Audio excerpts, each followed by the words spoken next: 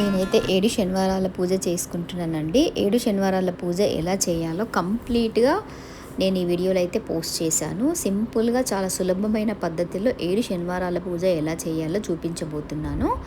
ముందుగా అయితే మనము పసుపు వస్త్రంని పీఠం పైన పరుచుకొని దానిపైన ముగ్గు ఉంచుకోవాలండి.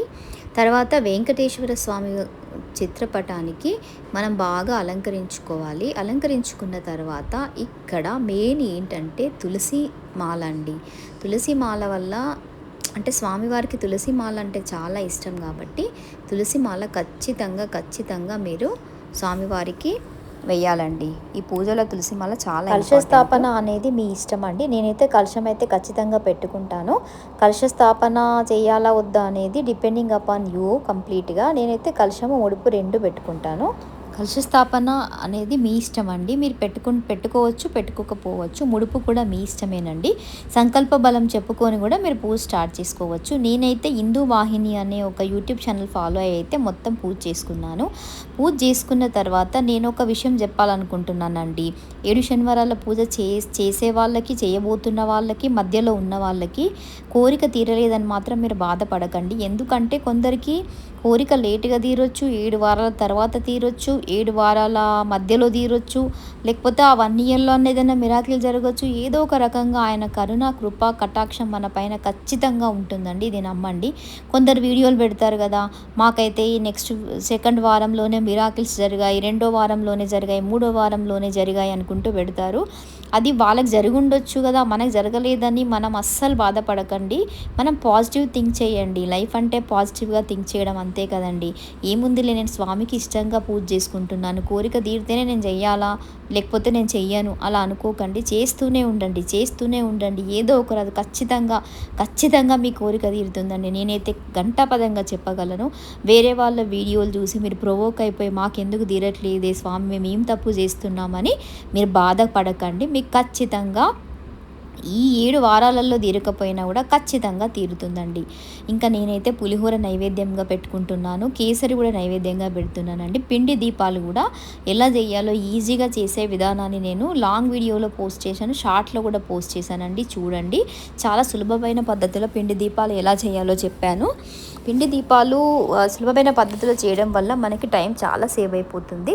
ఇంకా దేవుడికి ఇష్టమైన నైవేద్యాలు వడపప్పు, పానకము, పండు నైవేద్యము ఇవన్నీ అయితే ఎలాగో పెట్టుకోవాలి. నల్ల గ్రేప్స్ కూడా పెట్టుకోవాలండి. ఎందుకంటే శనిదేవుడితో కలిసి ఉంటాడు కాబట్టి స్వామికి నల్ల గ్రేప్స్ ఖచ్చితంగా పెట్టుకోవాలి. టెంకాయ అయితే ఖచ్చితంగా కొడతాము.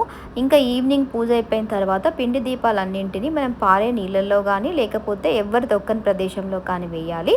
ఈవినింగ్ పూజ ఎలా చేయాలని అడుగుతున్నారు. ఏమీ లేదండి, మనం మార్నింగ్ మేజర్ పూజ మొత్తం వ్రతకథ, సంకల్పము, అన్ని కథలు, అన్ని అష్టోత్తరాలు అన్నీ చదివేస్తాం కాబట్టి ఈవినింగ్ పిండి దీపాలన్నిటినీ నీట్గా మనము పక్కకు పెట్టుకొని నెక్స్ట్ డే పారే నీళ్ళల్లో కానీ లేకపోతే ఏదైనా ఎవరి తొక్కని ప్లేస్లో కానీ ఉంచేసి మళ్ళీ ఫ్రెష్గా పండు నైవేద్యం పెట్టుకొని దీపారాధన చేసి హారతి ఇచ్చేసి గోవిందనామాలు చదువుకోండి. ఇదేనండి ఈవినింగ్ దీపారాధన విధానము. మార్నింగ్ మొత్తం మేజర్ పూజ అయిపోతుంది కాబట్టి ఈవినింగ్ సింపుల్గా ఉంటుంది. కొందరైతే గుడికి కూడా వెళ్ళొస్తారు, నేనైతే ఏం వెళ్ళలేదు. తర్వాత చెల్లింపు ఎలా అని అడుగుతారు కదా. 7 వారాలు అయిపోయిన తర్వాత 8వ వారం వడ్డీ వారం కూడా చేసుకోవాలండి సింపుల్గా. 7వ వారం రోజు నేనైతే అందరికీ 7 బుక్సులు నైవేద్యము, పులిహోర నైవేద్యము అంటే చేశాను కదా స్వామికి, పులిహోర ఇచ్చి 7 బుక్స్, తాంబూలము, బ్లౌజ్ పీసెస్ పెట్టి అలా ఇచ్చేసానండి. అన్ని హార్బాటాలు, అంగులు ఈ మధ్య చాలా ఎక్కువ చేస్తున్నారు కదండి. 7 శనివారాల పూజలో కూడా గిఫ్ట్ ఎలా ఇవ్వాలి, గిఫ్ట్లు ఎలా తేవాలి, ఇట్లా అవసరం లేదండి. మనకున్న దాంట్లో మనం సింపుల్గా, మనకు భక్తి ఇంపార్టెంట్ అండి. నేనైతే ఒక్కటే చెప్తాను, అంగులు ఆర్భటాలు కాదు, భక్తితో పూజ చేయండి, మీకు ఖచ్చితంగా నెరవేరుతుంది. నేనైతే మా హస్బెండ్తో కలిసి పూజ చేసుకుంటానండి ప్రతి శనివారము. ఎందుకంటే భర్తతో చేసుకుంటే చాలా ఫలితాలు వస్తాయంట. ఇంకా అవైలబుల్ లేని వాళ్ళు మనమైనా కూర్చొని చేసుకోవచ్చు. హిందూ వాహిని అనే ఒక యూట్యూబ్ ఛానల్ వాళ్ళని ఫాలో అయి చేస్తానండి. 1.5 అవర్ పడుతుంది, మంచిగా చేపిస్తాడు. మన ఇంట్లో ఒక పాజిటివ్ వైబ్ ఉంటుంది. ఒక సత్యనారాయణ స్వామి వ్రతం ఎలా జరుగుతుందో స్వామివారి పూజ చేసుకున్నంతసేపు మనసు అలానే ప్రశాంతంగా ఉంటుందండి.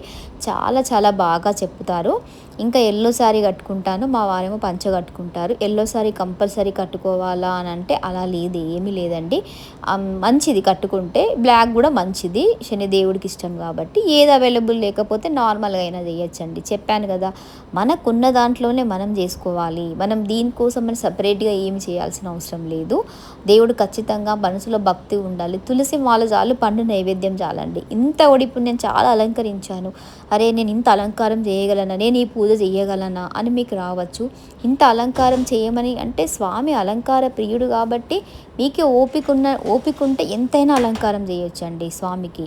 ఓపిక లేని వాళ్ళు తులసిమాల వేసేసి, ఒక పూలదండ వేసేసి, స్వామికి పండు నైవేద్యం పెట్టి, పిండి దీపాలు మెయిన్ కదండి, స్వామికి ఇష్టమైన పిండి దీపాలు నైవేద్యం, పిండి దీపాలు పెట్టేసి పండు నైవేద్యం పెట్టినా కూడా మన కోరిక తీరుతుందండి. అందుకనే సింపుల్గా కూడా మీరు చేసుకోవచ్చు. ఏమీ అమ్మ పూజన అనుకోకుండా కూడా చేసేసుకోవచ్చు. ఇంకా పూజ మొత్తం అయిపోయిన తర్వాత హారతి ఇచ్చాక, మాదైతే ఆల్మోస్ట్ నేను పొద్దున స్టార్ట్ చేస్తే 10:30, 11 వరకు పూజ మొత్తం అయిపోతుందండి ఎవ్రీ శనివారము. ఇంకా మనకి పీరియడ్ అలాంటివి వచ్చినప్పుడైతే ఆ వీక్ని స్కిప్ చేసి నెక్స్ట్ వీక్ కంటిన్యూ చేయొచ్చు. దానికైతే ఏం ప్రాబ్లం లేదు. ఇంకా ఒకటి ముడుపు డౌట్, ఒకటి కలశం అనేది మీ ఇంపార్టెంట్. ఖచ్చితంగా పెట్టాల్సిన అవసరం లేదు, పెడితే మంచిది. లేకపోతే సంకల్పం చెప్పుకొని కూడా మీరు పూజ స్టార్ట్ చేయొచ్చు. ఇంకా ఏం చెప్పానండి, ఒక్కటి చెప్తున్నానండి, చెయ్యబోయే వాళ్ళకి కూడా, చేసే వాళ్ళకి, మధ్యలో ఉన్న వాళ్ళకి కూడా. వేరే వాళ్ళ వీడియోలు చూసి మీరు డిసప్పాయింట్ అవ్వకండి, మాకు తీరింది మాకు తీరలేదని. మీ టైం వచ్చినప్పుడు మీకు ఖచ్చితంగా తీరుతుంది అని నేనైతే ఘంటాపదంగా చెప్పగలను. పూజ ఇది నేను 2వ సంవత్సరం చేస్తున్నాను. నేను మళ్ళీ చేస్తూనే ఉంటాను. కోరిక తీరుతుందా తీరుతలేదని కాదు, అందరు బాగుండాలి, అందులో మా ఫ్యామిలీ ఉండాలని నేనైతే కోరుకుంటూ ఈ వీడియో ముగిస్తున్నానండి. మీరు కూడా ఖచ్చితంగా స్వామిని నమ్మండి, డిసప్పాయింట్ అవ్వకండి, పాజిటివ్ థింక్ చేయండి, అంతే, ఏమీ లేదు. మీకు అన్నీ ఆటోమేటిక్గా మీ లైఫ్లో టక్క జరిగిపోతుంటాయి. ఇంకా ఉపవాసం అనేది కొందరేమో నైట్ వరకు ఉండి తింటారు. నేనైతే మధ్యాహ్నం లంచ్ చేసేసి నైట్ బ్రేక్ఫాస్ట్ చేసేస్తాను. మీ వీలుని బట్టి మీరు చేయండి. గోవింద. వీడియో నచ్చినట్టయితే లైక్ చేయండి, షేర్ చేయండి, సబ్స్క్రైబ్ చేయండి.